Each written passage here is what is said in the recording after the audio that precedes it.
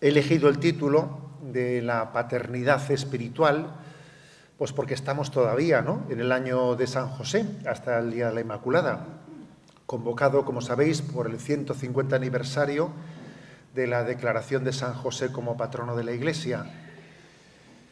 Y bueno, me parece que es una gran oportunidad la que el Papa nos ha dado en ese escrito con el que inauguró este año de San José, Patris Corde, de reflexionar en algo que yo hoy quiero definir como la sombra del Padre, porque sabéis que el Papa ahí recomienda esa famosa novela del polaco, ¿no?, Innombrable, el polaco Innombrable, de La sombra del Padre. Bueno, pues entonces ese término, la sombra del Padre, es que es riquísimo y es digno de ser reflexionado. Podríamos decir que hablar de la sombra del Padre es hablar de la paternidad espiritual. Bueno, San José ilumina nuestra vocación a la paternidad espiritual. Para entender qué es eso de la sombra del Padre, voy a elegir este texto de Mateo 23, 9, que dice: vosotros, en cambio, no os dejéis llamar rabí, porque uno solo es vuestro maestro, y todos vosotros sois hermanos. Y no llaméis Padre vuestro a nadie en la tierra, porque uno solo es vuestro Padre, el del cielo. No os dejéis llamar maestros, porque uno solo es vuestro Maestro, el Mesías. El primero entre vosotros será vuestro servidor. El que se enaltece será humillado, el que se humilla será enaltecido. O sea, que no llaméis nadie a Padre en la tierra. Pero ¿cómo es eso, no? ¿Cómo es eso de no llamar a nadie Padre? Si de facto eso sí que lo hacemos, ¿no? Llamamos Padre a quien Dios puso como cabeza de familia nuestra y nos dio pues la vida junto con nuestra madre. Llamamos Padre también al Padre espiritual. ¿Qué pasa? Que hemos incumplido lo que Jesús nos dijo en el Evangelio, ¿no? Bueno, pues lo cierto es que la Iglesia no la ha interpretado en ese sentido literal de no llamarle Padre, sino más bien lo ha interpretado de otra manera, esa prohibición. Lo ha interpretado en el no apropiarse de esa vocación de paternidad. Tener conciencia de que toda vocación de paternidad es una prolongación de la paternidad de Dios. ¿Qué es ser padre? Es ser sacramento de la paternidad de Dios. Hemos escuchado más de una vez la sombra de esta persona, la sombra de San Ignacio es muy larga, porque fíjate tú, San Ignacio, lo que ha dejado. Bueno, pues aquí también podemos decir la sombra de la paternidad de Dios es muy grande, porque bajo esa sombra de la paternidad estamos nosotros. Yo mismo que hablo ahora estoy bajo esa sombra, una sombra que prolonga la paternidad de Dios, pero que no es sino reflejo, ¿no?, de esa paternidad que estamos reflejando ante el mundo. Hay un libro del que me he servido para esta ponencia, que os lo recomiendo, y además sería un bonito regalo para vuestros sacerdotes, porque es un libro escrito para sacerdotes, que es de Jacques Philippe, La paternidad espiritual del sacerdote. Me parece una joya, La paternidad espiritual del sacerdote. Yo me he servido de él y lo he un poco pues traducido a la paternidad espiritual en el sentido amplio de vosotros también, los matrimonios, ¿no? Bueno, o sea que no voy a ser nada original, Yo me sirvo de lo que Jacques Philippe en ese libro realiza. Alguien dijo que la evangelización es control-C, control-V, pues aquí estoy yo para dar testimonio de ello, ¿me explico? Muy bien, porque es así, porque no somos ninguno originales, eso os lo aseguro, Solo Dios es original, y por eso nosotros somos la sombra, nosotros somos la sombra del Padre. ¿Queda claro eso? Pues vale. Pues bien, para llegar a ser Padre, para poder ser la sombra de Dios Padre, es clave entender que nuestra vida tiene que procurar la santidad. Solamente así se puede hacer. Sed perfectos como vuestro Padre Celestial es perfecto. Nuestros hijos tienen derecho a tener padres santos. Tienen derecho. nuestros fieles tienen derecho a tener padres santos. Yo muchas veces he pensado, si yo hubiese sido el cura de Ars, pues la cosa hubiese sido un poco distinta en Zumárraga, ¿no? Si yo fuese San Francisco de Sales, la cosa sería un poco distinta en San Sebastián. Pero claro, el caso es que, obviamente, aquellos a los que se nos ha encomendado tienen derecho a tener padres santos para poder cumplir su vocación de ser sacramento de la paternidad de Dios. Llegar a ser padre supone todo un camino de conversión que nos permita ser sacramento de la paternidad divina. Estar siempre, digamos, en permanente estado de conversión. Y no os amoldéis a este mundo, dice San Pablo, ¿no? No os amoldéis a este mundo, sino transformaos por la conversión, por la renovación de la mente y del corazón. ¿Por dónde avanzar? ¿Por dónde avanzar? ¿Por dónde ir por este camino, no? Si tenemos conciencia de ello. Las bienaventuranzas son un camino clave. Las bienaventuranzas nos descubren el rostro de la paternidad. ¿Quieres saber cómo es el Dios Padre? Adéntrate en las bienaventuranzas, auténtico corazón del Evangelio. Bienaventurados los pobres de espíritu, porque de ellos es el reino de los cielos. Bienaventurados los mansos, los que lloran, los que tienen hambre y sed de la justicia, los misericordiosos, los limpios de corazón, los que trabajan por la paz, los perseguidos por causa de la justicia. Bueno, vamos a adentrarnos en las bienaventuranzas, entendiendo que en ellas descubrimos toda, ¿no?, una escuela, una fuente de paternidad espiritual. En toda paternidad, y me centro principalmente en la primera, bienaventuranza, porque sin duda es la más importante. Sin duda es la más importante. Bienaventurados los pobres en el espíritu, porque de ellos es el reino de los cielos. En toda paternidad hay un misterio de pobreza esencial, pobreza de desposesión de uno mismo.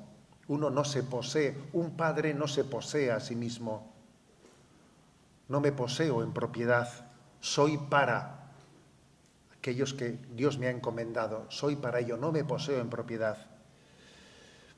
Recuerdo, ¿no?, que en aquella película de La última cima que vimos todos, ¿no?, pues el padre, no recuerdo el nombre del sacerdote, perdona, Pablo, el padre de Pablo decía, ¿no?, que la víspera de su ordenación, que su hijo le dijo, mire papá, yo ya no me poseo en propiedad. Y al padre le impactó aquello.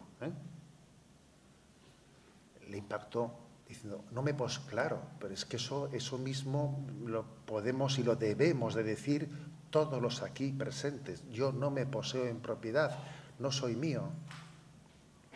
Eso dice San Agustín, yo soy yo, pero no soy mío. Claro que sí, no soy mío, porque soy parte de esa sombra de Dios Padre ante el mundo, no soy para lo que Dios me ha encomendado. Entonces, cuando uno es padre, deviene en ser pobre, no vive para sí mismo, ya no es autónomo. Como decía San Vicente de Paúl, ¿no? Los pobres son nuestros amos. Nosotros podemos decir, los hijos son nuestros amos, los feligreses son mis amos. El padre es un hombre comido por los demás, ¿no? Es totalmente contradictorio ser padre y ser egoísta, contradictorio. Ser padre y ser egoísta es como ser cura y ser ateo. A ver, un poco complicado. Complicado.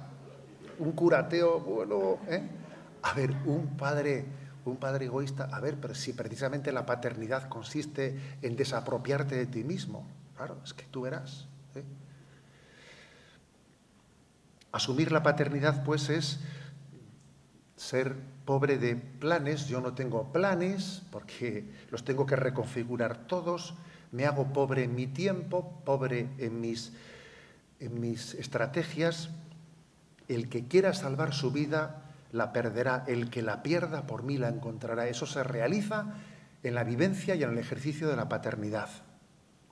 Decía la Madre Teresa de Calcuta, ¿no? Decía, Señor, haznos comprender que no llegaremos a la plenitud de la vida más que por una muerte incesante a nosotros mismos.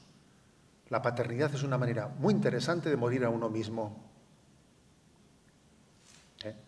Y os decía ayer en la noche, ¿no?, en la vigilia que tuvimos, si no fuese porque soy padre, tendría el riesgo de ser mucho más egoísta de lo que soy, claro, sin duda, ¿no? Por lo tanto, la verdadera paternidad no es posesión, sino desposesión. Desposesión. Aquella famosa frase de la ministra Celaá, ¿no? De ninguna manera se puede decir que los padres, ¿no?, que los hijos son de los padres, aunque ella no se dio cuenta, algo de verdad tenía, ¿sabes? Más bien los padres son de los hijos, aunque ella no se dio cuenta. Estaba diciendo una verdad, claro, ella quería decir que los hijos son del Estado, eso es lo que quería decir, ¿eh? Pero tenía algo de verdad en lo que decía. De ninguna manera se puede decir que los hijos son de los padres, exactamente, los padres son de los hijos, eso es la verdad, ¿eh? Esa es la verdad. Se me han confiado, se me ha dado una autoridad legítima, pero que debe de ejercerse al servicio de la vocación que Dios dé a nuestros hijos. De hecho, los hijos no son nunca lo que nosotros quisiéramos que fuesen. Y esto es costoso de aceptar, pero es un regalo, Por lo tanto, la paternidad no es posesión, sino desposesión de uno mismo. Y no solo eso, además ocurre que en el trato con nuestros hijos pasa otra cosa, que en el trato con nuestros hijos, por si fuese poco, descubrimos nuestras propias limitaciones, con lo cual la pobreza todavía es más patente, ¿eh? Nuestra falta de formación, deberíamos estar mejor formados, nuestra falta de paciencia, nuestra falta de misericordia, o sea que quedamos al desnudo con bastante frecuencia, ¿eh? Lo cual supone que la paternidad nos supera, que está por encima de nuestras posibilidades naturales. Ser sacramento, ¿no?, de la paternidad de Dios solo se puede hacer con la gracia del Padre, es decir, como un don del Espíritu Santo. Eso uno lo va descubriendo, ¿no?, según se entrega a esa vocación de paternidad que Dios nos ha dado. Por ello existe una profunda relación entre la pobreza de espíritu y el espíritu de fe. Son dos cosas plenamente unidas, ¿no?, ya que somos conscientes de que la vocación a la paternidad espiritual te supera y que no puedes poner la seguridad en tus cualidades para ser padre, no.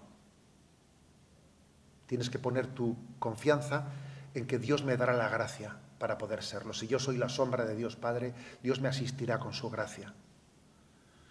Decía Santa Teresita de Lisieux, ¿no?, que se experimenta una gran paz tomando conciencia de nuestra pobreza de espíritu, es decir, apoyándose siempre y en todo en Dios.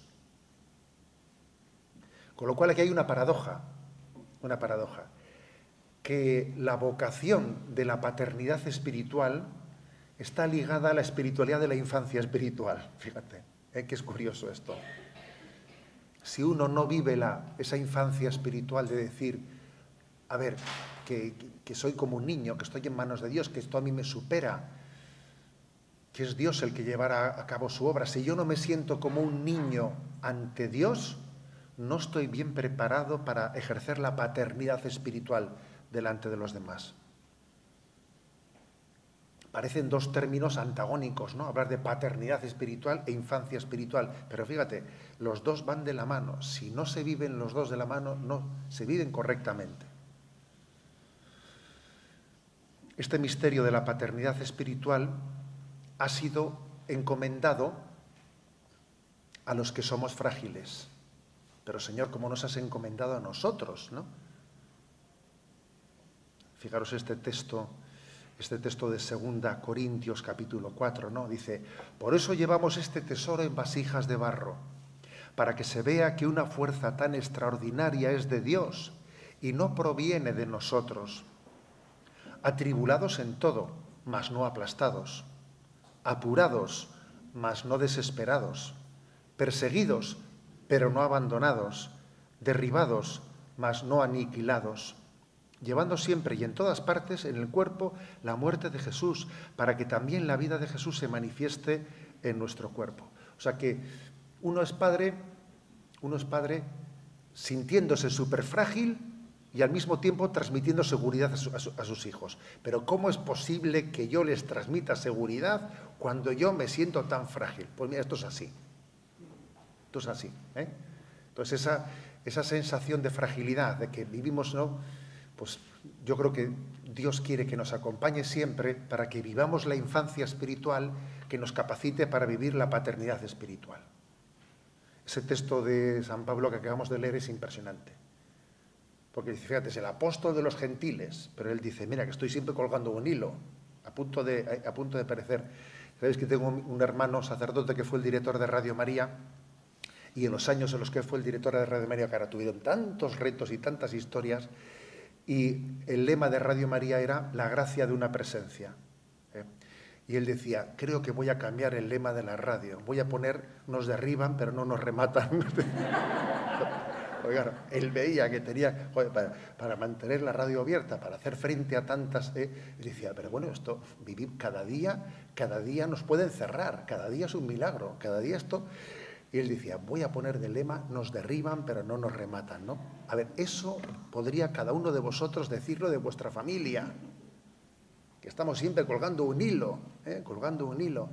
Y uno dice, pero por Dios, ¿tanta fragilidad va a ser así hasta el final? Pues sí, sentirse frágiles y dar seguridad a nuestros hijos. Las dos cosas acontecen al mismo tiempo. Dios ha querido que sea así. La paternidad espiritual no supone ser un Superman infatigable y seguro de sí mismo, sino supone tener sentido profundo de fe. Estoy en manos de Dios. Entonces, como estoy en manos de Dios, ¿sabes? Pues en sus manos estoy. Estoy sostenido por Él. Continúa San Pablo y dice, pero teniendo el mismo espíritu de fe, según lo que está escrito, creí, por eso hablé, también nosotros creemos y por eso hablamos, sabiendo que el que resucitó a Jesús de entre los muertos también nos resucitará a nosotros. También nos resucitará. Por eso no nos acobardamos, dice, aunque nuestro hombre exterior se vaya desmoronando, pero nuestro hombre interior se va renovando día a día. Tenemos confianza en Dios. Jesucristo nos ha enseñado a salir del sepulcro, nos ha enseñado el camino, y eso, bueno, tenemos nuestra confianza en Él. La clave de esta primera bienaventuranza iluminadora de la paternidad espiritual es creer que todo está en las manos de Dios. Todo está en sus manos. Todo está en sus manos. Yo recuerdo hace unos añitos, fui testigo de un testimonio de un matrimonio en un encuentro de aquellos de FRC que hicimos en Salamanca, Familias por el Reino de Cristo. Entonces contaba un padre la siguiente anécdota, ¿no? Lo dijo como si no decía nada, ¿sabes? Era cuando la crisis económica anterior, ¿sabes? Que claro, que allá había pues una inseguridad laboral muy potente. Y bueno, pues estaba él en un trabajo en el que el jefe le hacía ser cómplice de un montón de cuestiones turbias y al final, claro, montones de operaciones turbias en las que él, en conciencia, no se sentía bien colaborando con todo aquello, ¿no? Y el hombre decía, pero a ver, si cojo y dejo la empresa, ¿a dónde voy yo ahora en este momento de crisis? ¿Pero a dónde voy? Pues no será una irresponsabilidad que yo deje la empresa en este momento y si andamos justos, si andamos, que la hipoteca, que esto, que el otro. Entonces dice que estaba que no se quitaba esto de la cabeza, no se lo quitaba de la cabeza, y que estaba un domingo por la tarde, tumbado en el salón, en la alfombra, y que el niño, el pequeño, pues que estaba en esa edad de que iba, pues eso, venga que lanzarse para que el padre le cogiese, se subía en la mesa del comedor y se tiraba cual Superman para que su padre, que estaba tumbado en el suelo, hiciese una palomita y le cogiese. Y el chaval volvía a subirse y se tiraba un poco más lejos porque estaba seguro que su padre ya haría la palomita para cogerle, ¿no? Un auténtico kamikaze el tío, ¿eh? Y él nos contó que dije, y hubo un momento en que yo pensé, a ver, ¿y si este niño está tan seguro de que yo, que soy un desastre, voy a hacer la palomita para cogerle? Dice, no me voy a fiar yo de Dios Padre, no me voy a fiar.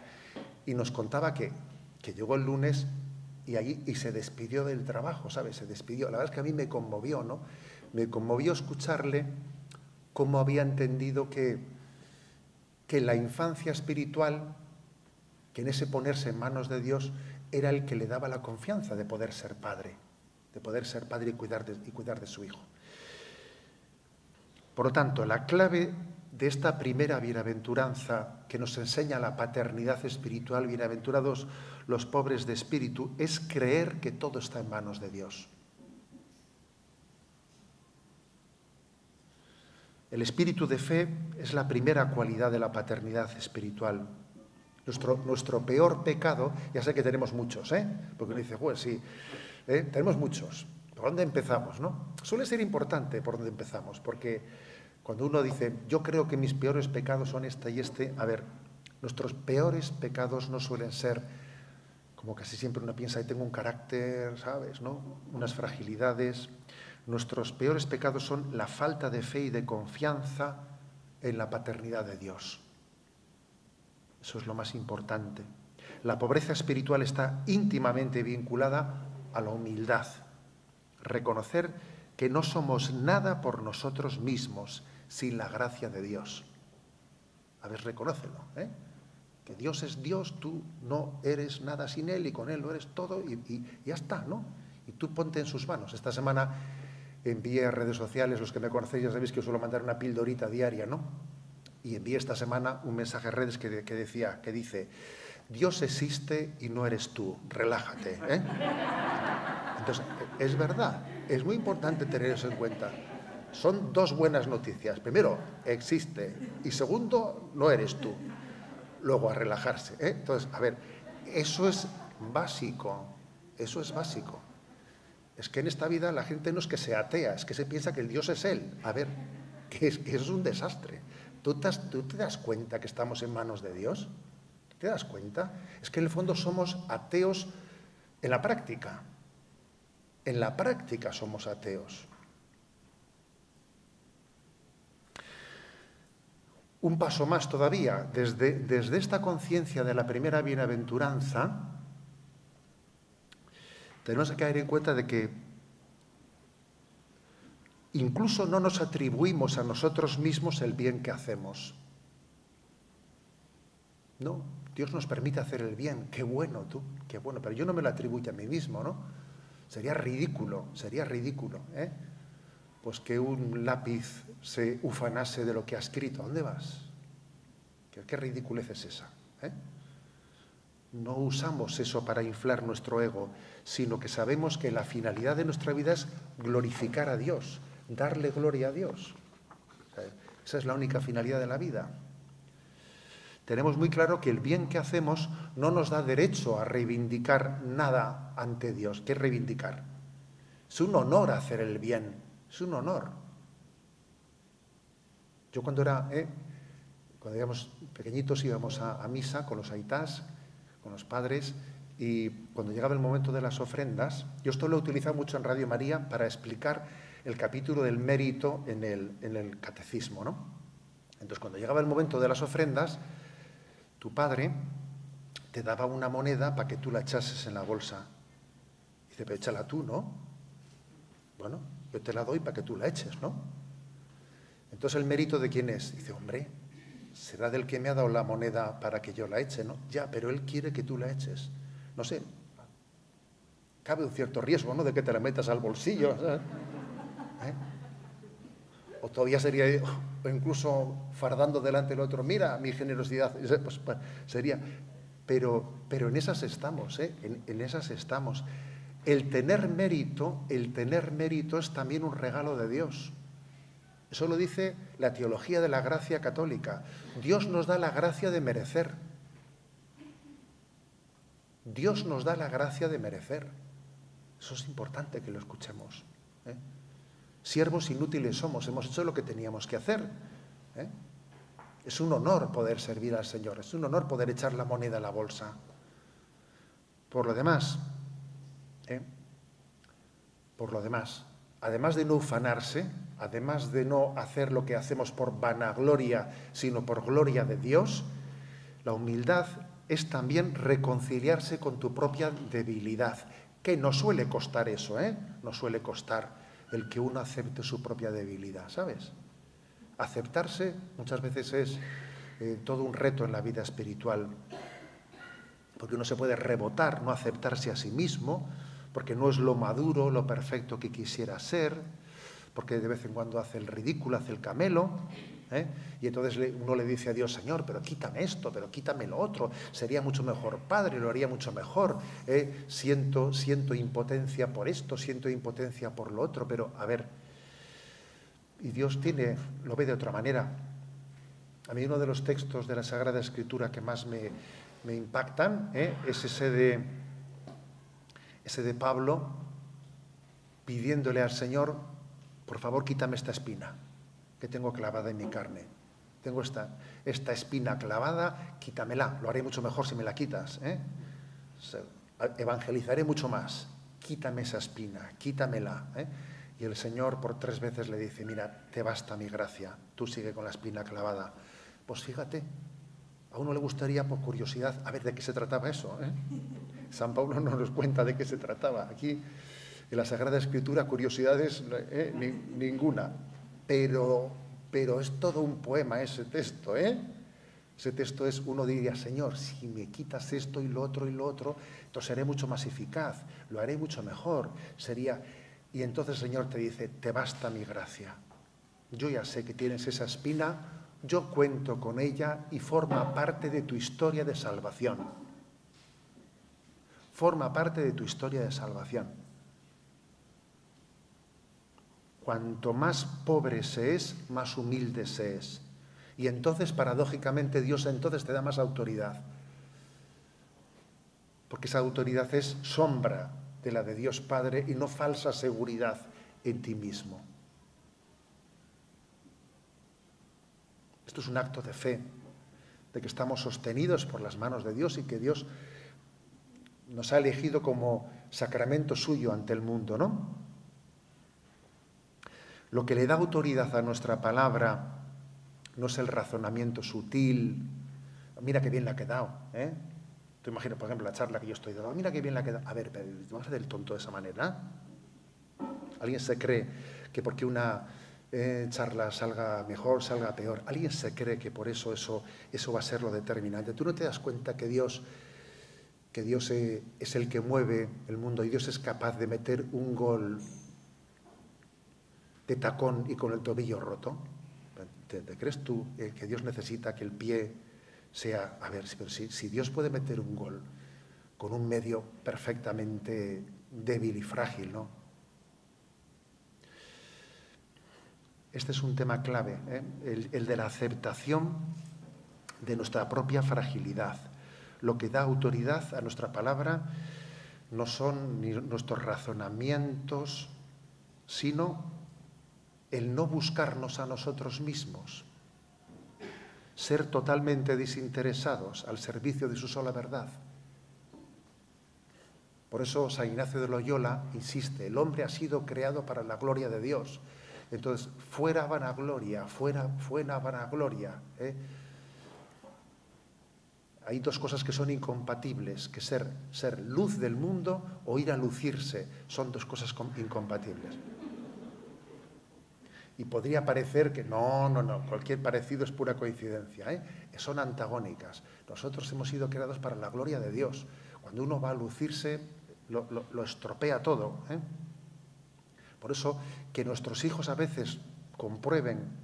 Yo me doy cuenta que, por ejemplo, a veces a la gente le hace mucho bien que te haga una consulta y algunos se piensa que a un obispo se le puede preguntar todo y va a responder de todo, ¿no? Y cuando tú le dices, mira, ya voy a consultar eso y ya te responderé. Toma. Pues claro, eso hace que la paternidad sea mucho más verdadera. que quede patente que tú eres sacramento de la paternidad de Dios. O sea, el hecho de que nosotros no pretendamos dar una falsa seguridad de nosotros mismos, eso es lo que nos acredita delante de los... Eso te acredita, eso te acredita. Por eso, ¿no? La primera bienaventuranza, bienaventurados los pobres de espíritu. Es esencial para entender que la paternidad espiritual que Dios nos ha dado en esta vida es la prolongación de la de Dios Padre. Sigo adelante con las siguientes bienaventuranzas, pero en el fondo las siguientes bienaventuranzas son todas desdoblamiento de la primera. Al igual que los 10 mandamientos de la ley de Dios, en el fondo todos los demás son desdoblar y desmenuzar el primero. Amar a Dios con todo tu corazón, con toda tu mente, con todo tu ser. Pasa con las bienaventuranzas lo mismo que con los mandamientos.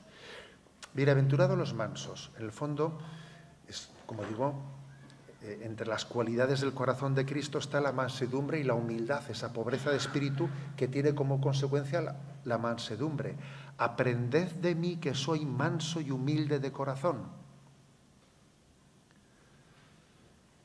Las personas humildes, Dios les da ese don de la mansedumbre, que son un auténtico descanso para los demás. Y estamos llamados a vivir nuestra paternidad, pues, sin intransigencia, sin ira, sin arrogancia. Dice San Pablo, Efesios 4:27, no se ponga el sol estando todavía airados, y no deis ocasión al diablo. No deis ocasión al diablo. Tú te das cuenta que con los cabreos que enganchamos, los cabreos que a veces montamos, ¿no?, en nuestra vida familiar, le estamos dando poder al demonio. ¿Tú te das cuenta de eso? Le estamos dando poder. La mansedumbre está desactivando, ¿no?, tantas tentaciones, ¿no? Es verdad que existe el derecho o el deber, ¿no?, a veces de enfadarse. Pero el enfado no tiene que durar nunca más de un día. Uno se cabrea y se descabrea, ¿sabes? Porque a partir de allá viene la tentación. Un cabreo sostenido y ya como un pulso ya es amor propio, ¿sabes? Ya es amor propio, ya no es una defensa de la justicia y de la verdad, ya es un amor propio herido. Y nuestra ira suele tener su raíz en un orgullo oculto. Muchas veces detrás de esto es indignante, lo que se esconde es esto me frustra y me humilla. A ver, vamos a distinguir las cosas. Que si es indignante para ti, mucho más lo será para Dios, ¿no? Y recuerda que Dios existe y no eres tú. O sea, pues habrá que recordarlo más de una vez. Bienaventurados los que lloran, porque ellos serán consolados. Los padres saben hacer suyo los sufrimientos de sus hijos. Alegraos con los que están alegres, llorad con los que lloran. ¿Quién desfallece sin que yo desfallezca? ¿Quién tiene un tropiezo sin que yo me abrase de dolor? Bueno, pues forma parte de la paternidad. Pero esto, fijaros bien, no solo hay que entenderlo en el sentido de empatía con los hijos, porque esa empatía pues, puede ser muy, digamos, también nacer mucho de la carne y de la sangre. De la carne, incluso a veces nos juega una mala pasada, que mi hijo no sufra, que mi hijo... A ver, cuidadito con eso, que tiene su riesgo, esa empatía que nace de una posesión un poco carnal y de querer evitar que nuestro hijo tenga ningún tipo de sufrimiento. Y yo muchas veces digo, la Virgen María no tuvo una maternidad posesiva que le llevase a alejar a Jesús del camino de la cruz. La Virgen María no estuvo intentando quitarle a su hijo de la cabeza, hijo, por este camino vas mal, vas a tener problemas. No hizo eso. A ver, puede haber mucha maternidad, ¿no?, mucha paternidad carnal que esté queriendo apartarle a su hijo del camino de Dios porque que no sufra, que no tenga tal, ¿no? Bueno. Pues bien, digo que no se trata únicamente de entender esto de llorar por empatía, sino saber encajar los sufrimientos de la vida. La verdadera paternidad sabe encajar los sufrimientos de la vida, experimentar el consuelo de Dios para así poder consolar a los demás.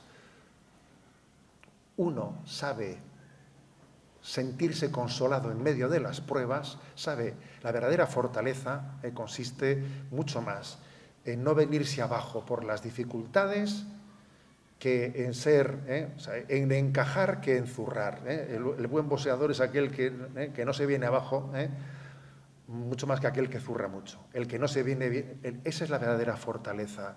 Entonces, la paternidad espiritual consiste en, bueno, pues saber encajar, sentir la consolación de Dios en medio de las pruebas para poder compartir eso con nuestros hijos, ¿no? La aceptación de la cruz nos hace capaces de consolar a los demás. Y esto es clave, porque en la vida hay muchos momentos de desaliento. Nuestros hijos tienen muchos momentos de desaliento, nuestros fieles tienen muchos momentos de desaliento, y la única manera de ayudarles es compartiendo nuestra experiencia de cómo nosotros hemos sido consolados en los momentos de la cruz. Y con esa consolación que hemos recibido, pues podemos transmitirlo y compartirlo con los demás. Cuarta bienaventuranza: bienaventurados los que tienen hambre y sed de la justicia. El deseo de justicia no se refiere solamente a las realidades sociales, ¿no? Sino, bien sabemos que en el lenguaje bíblico la palabra hambre y sed de justicia es lo mismo que deseo de santidad, es decir, de conformarnos a la voluntad de Dios. Y eso supone tener hambre y sed de conversión, de purificación, de crecer, de madurar, de santificarse. Todo lo contrario a pactar con la mediocridad. Luego yo creo que la verdadera paternidad es la paternidad de la que siempre tiene, ¿no? Una esperanza en nuestro crecimiento, en nuestra maduración, en nuestra santidad. No acomodarse a esta vida, no acomodarse a ella. Existe un riesgo, ¿no?, de hacer un pacto de mediocridad en esta vida, de que uno salga con mucha ilusión y luego cuando ve la realidad de la vida dice, bueno, aquí esto no se va a poder mantener, bueno, tenemos que rebajar un poco el nivel, ¿no? Y bajamos el pistón. Yo suelo contar una anécdota que recién ordenado curita con 24 años, ¿no? Llegué a Zumárraga y claro, la gente te veía y te decía, claro, está recién salidito, ya vas a ver tú. Y me acuerdo que un día una señora me para y me dice, oye, ¿tú qué tal? ¿Estás bien? ¿No? Y me dice, ha habido una apuesta en la carnicería. ¿Así? Y me dice, así, ha habido una apuesta y tal. Había una apuesta que, a ver hasta cuánto aguantabas vestido de cura, Y dice, ha habido apuestas, unos que apostaban que hasta Navidades, otros que apostaban que hasta tal, ¿no? Entonces me hizo una gracia tremenda ver cómo allí la gente había dicho, bueno, claro, recién salidito del seminario, pues viene aquí, pero vamos, aquí ya se pegará la torta, y verá que no se puede mantener ese hambre y ese deseo de que el mundo sea transformado. Eso, en cuanto a que choque con la realidad, lógicamente uno tiene que bajar expectativas y tiene que hacer un pacto de mediocridad, ¿no? Pero lo de la apuesta de la carnicería a mí me hizo pensar mucho. Dice, luego este mundo confía en un pacto de mediocridad. No es posible sostener una esperanza, un anhelo, una perspectiva de santidad, de plenitud, si ves que no tienes los frutos que tú quisieras tener. Y además es verdad, porque suele ser así, que no tienes los frutos que tú hubieses soñado, ves que las cosas son mucho más pobres.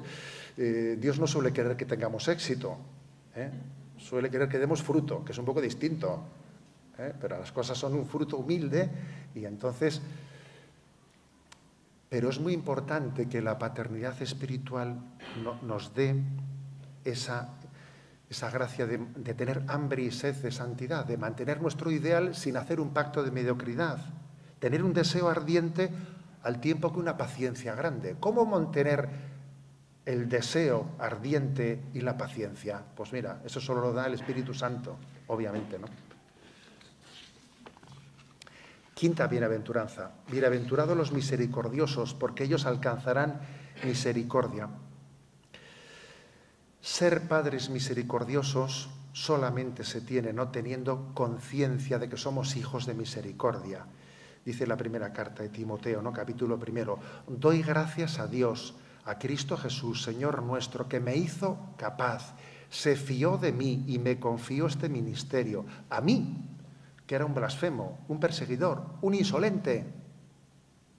Pero Dios tuvo compasión de mí, porque no sabía lo que hacía, pues estaba lejos de la fe. Creo que estas palabras de Pablo estamos llamados a hacerlas vida, es decir, a ver, que Dios a mí me ha perdonado los 10.000 talentos, ¿no? ¿Cómo yo ahora voy a estar estrangulando a alguien con los 100 denarios, ¿no? Que me debe? ¿A dónde voy, no? O sea, tener conciencia de que soy hijo de misericordia, y entonces no voy a tener yo paciencia, no la voy a tener yo con mis hijos, con los que se me han encomendado.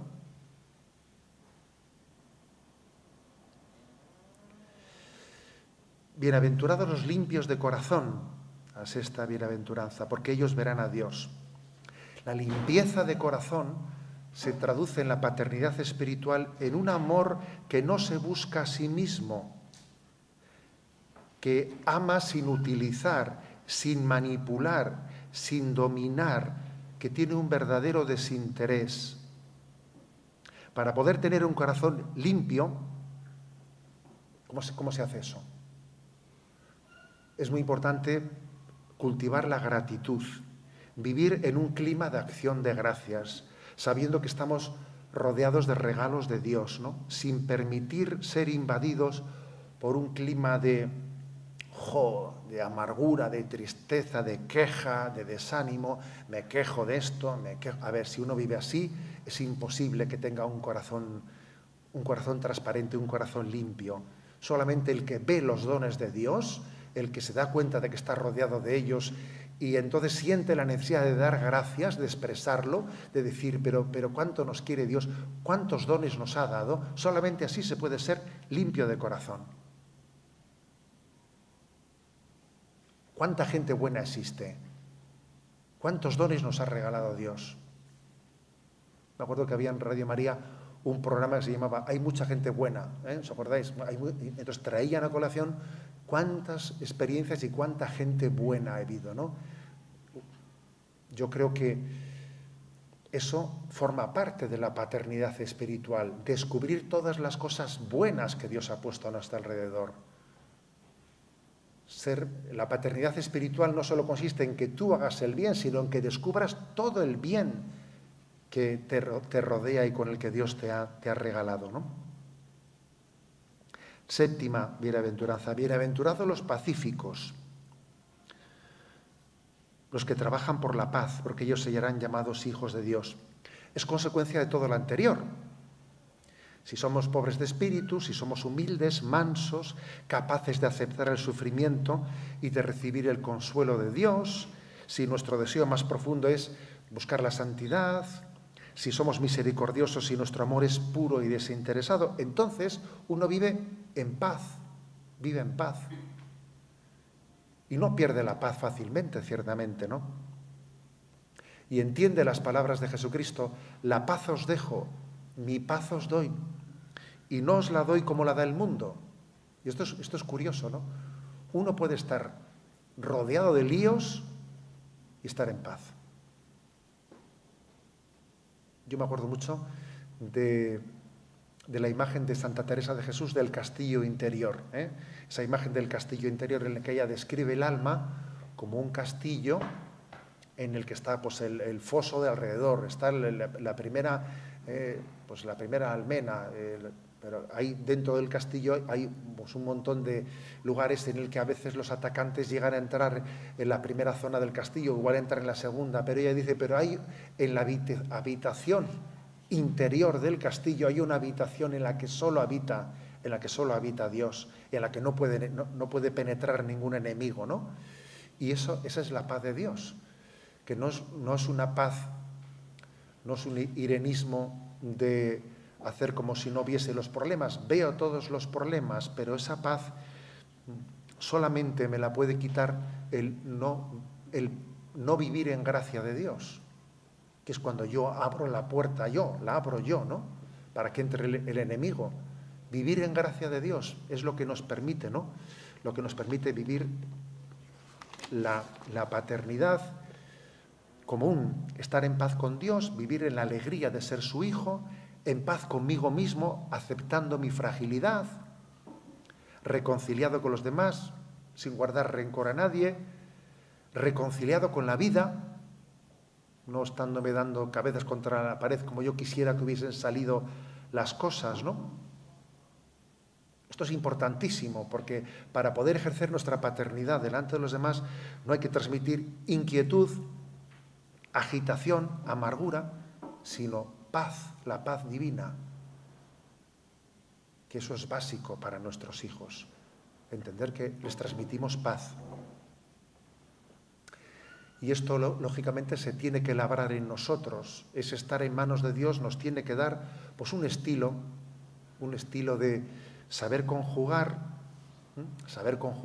el corazón ardiente con un espíritu paciente, ¿no? No vivir en el conflicto permanente,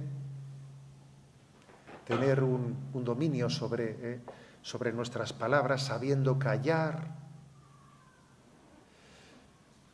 pensando, ¿no?, una y mil veces si las palabras mejoran o no mejoran el silencio. Dice, si no mejora el silencio, cállate. Lo que no mejore el silencio, pues es absurdo, nace de un corazón que no ha sido sanado por la paz del Espíritu Santo. Y por último, la octava bienaventuranza. Bienaventurados los perseguidos por causa de la justicia, porque de ellos es el reino de los cielos, ¿no? A ver, no hay parto, ¿no? No hay parto que no tenga también su ingrediente doloroso, ¿eh? No hay parto. Y la paternidad es un parto, ¿no? La paternidad supone engendrar, y no se engendra sin sufrimiento. Dice San Pablo, ¿no?, en la carta de Filemón, te encomiendo a Onésimo, mi hijo, a quien engendré en la prisión, o sea, que lo he engendrado en una situación de sufrimiento, que en la cárcel Dios me ha permitido, ¿no?, llevar adelante esta paternidad espiritual de esta persona. Que todo aquello, ¿no?, todo don de Dios supone un sufrimiento, una contradicción. ¿Y sabéis cuál suele ser una de las primeras contradicciones del amor de paternidad? Pues que muchas veces no es correspondido por los hijos como uno hubiese querido que fuese correspondido, ¿no? Desde dentro muchas veces, ¿no? Pues existe ese sufrimiento, porque si te atacan desde fuera, bueno, pues, bienaventurados los perseguidos. Bueno, pues si son desde fuera, los que te persiguen, parece que uno lo asume mejor. Pero cuando son los de dentro los que te persiguen, cuando es el fuego amigo, en el seno de la iglesia, en el seno de la familia, pues eso también es así. Esa persecución no únicamente acontece desde fuera, acontece también desde dentro. Y Jesús nos dijo, si a mí me han perseguido, también os perseguirán a vosotros. A Jesús también le traicionaron. Lo lógico también es que a nosotros, ¿no?, que también recibamos traiciones, que recibamos zarpazos fuertes, ¿no?, que formen parte de la persecución. E insisto que a veces pues cuando uno habla de la persecución, piensa en la persecución de los romanos que persiguieron a los cristianos. Ya, pero es que esa persecución acontece desde nuestra propia casa. Dice Jesús, pero eres tú, mi amigo y mi confidente. Si fuese mi enemigo el que me persiguiese, pero eres tú el que me ha traicionado. Y a veces esos zarpazos tenemos que asumirlos muy de cerca y no sentirnos decepcionados. Bienaventurado el que no se sienta decepcionado por mí. Incluso en los momentos de la persecución, incluso en los momentos de los zarpazos de la vida. En definitiva, paternidad espiritual. Os invito a que leamos las bienaventuranzas en el capítulo 5 de San Mateo, aplicándolas a la vocación que Dios nos ha dado, a la vocación de la paternidad, pidiendo el don a San José, pidiendo el don a San José de ser sacramento de Dios Padre.